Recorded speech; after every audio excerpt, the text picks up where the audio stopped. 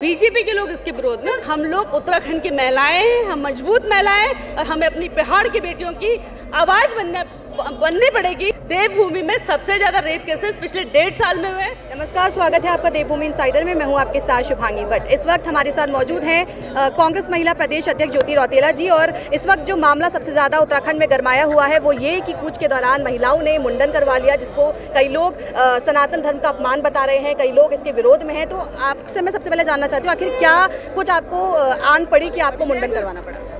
सबसे पहले तो मैं ये बोलना चाहती हूँ कि कई लोग इसके विरोध में नहीं है, बीजेपी के लोग इसके विरोध में। और बीजेपी के अध्यक्ष को, महिला कांग्रेस के अध्यक्ष और जो उनके महेंद्र भट्ट जी, उनका मैंने स्टेटमेंट सुना और जो इसको सनातन धर्म का विरोधी बता रहे हैं, मैं उन बीजेपी के नेताओं से ये बात पूछना चाहती हूँ। मेरा ये बड़ा सवाल उन लोगों से होगा कि किसी सनातन धर्म में क्या किसी बेटी की हत्या, उसकी जाँच न होना, उसका यौन शोषण होना, देश में मणिपुर में महिलाओं को नग्न करके नग्नावस्था में घुमाना, हमारे प्रदेश की जो वो बेटियां जो मेडल जीत के लाती हैं उनके साथ यौन शोषण करना, उन्हीं के सांसद द्वारा अगर सनातन धर्म में आता तो हो सकता है मैंने सनातन धर्म के खिलाफ कुछ किया हो। क्योंकि जहाँ तक मुझे याद है, जहाँ तक मुझे पता है कि बीजेपी वो पार्टी है जो बड़ी बड़ी बेटी बचाओ बेटी पढ़ाओ के नारे दे रही थी, लेकिन आज जब हमारे प्रदेश की एक बेटी की हत्या की गई, उसको प्रोस्टिट्यूशन की तरफ धकेलने की कोशिश करी, जब उसकी जान चली गई, तो सबसे पहला काम जो ये बीजेपी की सरकार करती है वो करती है उस होटल में बुलडोजर चलाने का काम करती है। 1 बजे वहाँ पे क्षेत्रीय विधायक खड़ी रहती है बुलडोजर चलवाने के लिए।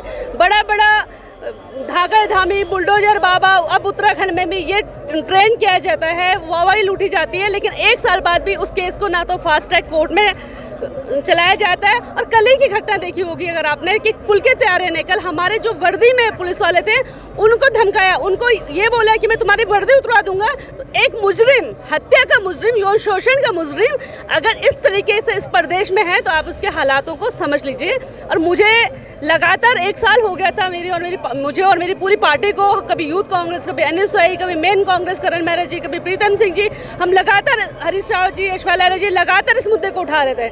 हम लगातार बोल रहे थे कि अंकिता भंडारी को न्याय दीजिए। राहुल गांधी जी ने भारत जोड़ो यात्रा में इस पे 1 दिन का वॉक किया था, हम लोग उसमें शामिल थे। लेकिन 1 साल होने के बावजूद इसमें जब न्याय नहीं हो पाया, हमें लगा कि पुलकित त्यारे और उसके साथ ही हाईकोर्ट चले गए, उनको जमानत मिल सकती है, तो लोगों को ये याद दिलाना जरूरी था कि हम लोग उत्तराखंड की महिलाएं हैं, हम मजबूत महिलाएं और हमें अपनी पहाड़ की बेटियों की आवाज बननी पड़ेगी। और ये मेरे लिए आसान काम नहीं था। मैं सबको ही बोलना चाहती हूँ कि किसी महिला का मुंडन करवाना किसी महिला के लिए भी आसान काम नहीं, क्योंकि उसका जो नारी शक्ति का स्वरूप है उसके बालों से होता है। मैंने बहुत सोच समझ के, बहुत पीड़ा में, बहुत दर्द में ये स्टेप लिया है कि मुझे लगा कि लोगों को ये याद आना चाहिए कि हमारी एक उत्तराखंड की बेटी के साथ, हमारे आज देश की बेटियों के साथ क्या घटनाएं घट रही है। लगातार आप लोग अंकिता भंडारी का मामला उठा रहे हैं, आप लोगों ने कूच किया, उस दौरान आप लोगों ने मुंडन किया, मगर इस चीज़ को देखने के बजाय ये अभी गर्मा गर्मी उत्तराखंड में बनी हुई है कि महिलाओं ने मुंडन करवा लिया और महिला नेत्रियाँ जो है भाजपा की, वो तक इस पर निशाना साध रही है। देखिए, मैं तो ये कहना चाहती हूँ कि मैं उन महिला नेत्रियों को नमन करती हूँ जो अंकिता भंडारी के लिए एक मार्च नहीं कर पाई, उनकी लड़ाई लड़ने के लिए वो दलगत राजनीति से उठ नहीं पाई, उन्होंने सवाल नहीं पूछा, वो पुलकित त्यारे के खिलाफ नहीं खड़ी हुई।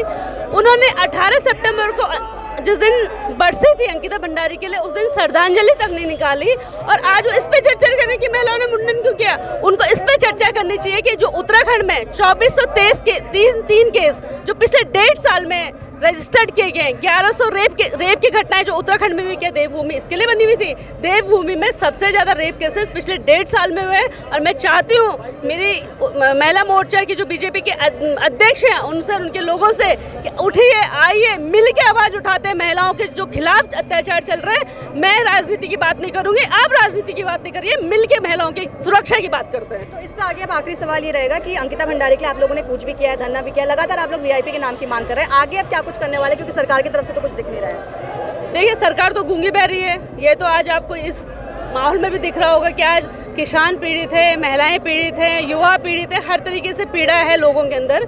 लेकिन हम लोग जो करेंगे, जो महिला कांग्रेस आज करने वाली है, हम लोग 5 अक्टूबर से मैं लोकसभा वाइज महिलाओं के बीच में जाने वाली हूँ। इस सरकार के खिलाफ महिलाओं को जगाने का काम शुरू करूँगी और उसके बाद मैं विधानसभा वाइज ऐसे ही इसी हालत में बिना सर को ढके हुए लोगों के बीच जाऊंगी, उनको पूछूंगी कि क्या आपकी ये बेटी, आपकी ये पहाड़ की बेटी ये डिजर्व करती है, क्या उसको ऐसे रहना चाहिए, और अगर नहीं तो आइए और उत्तराखंड की बेटियों के लिए, उत्तराखंड की बेटियों के स्वाभिमान के लिए, महिलाओं के स्वाभिमान के लिए इकट्ठा होकर लड़ाई लड़ी है।